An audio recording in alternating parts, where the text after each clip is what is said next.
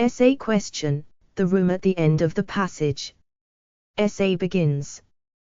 We grew up in a large, rambling house set on an extensive estate deep in the country. This does not mean that we were a rich family, far from it.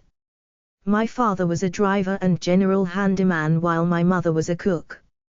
Our family, my parents, my older brother and I lived in the servants' quarters of the property, which was owned by a rich businessman, whose work took him overseas frequently. It was in many ways a comfortable situation for us.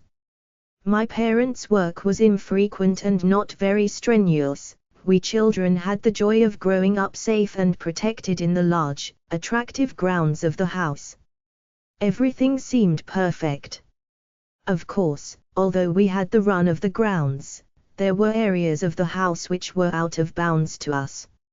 Naturally, other servants were employed to keep the house clean, and it is also true that our parents sometimes allowed us to sit in the large rooms, pretending that we too were rich and successful. There was, however, one area of the house which we were forbidden to enter. On the top floor, a passage led to a single room at the end. On the door was a notice reading strictly no entry. The door was locked, and no one had the key except for the owner of the house. It was noticed that whenever he returned from one of his trips, one of his first tasks was to go up to the room at the end of the passage. He always carried a briefcase. Naturally, my brother and I were widely curious about this room, and the next time the owner returned and went upstairs, we decided to follow him secretly.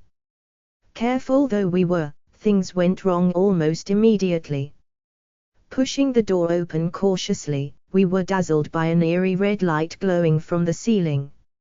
As our eyes struggled to adjust, the owner, rubber-gloved hands dripping as they brandished a sharp metallic instrument, turned on us in fury.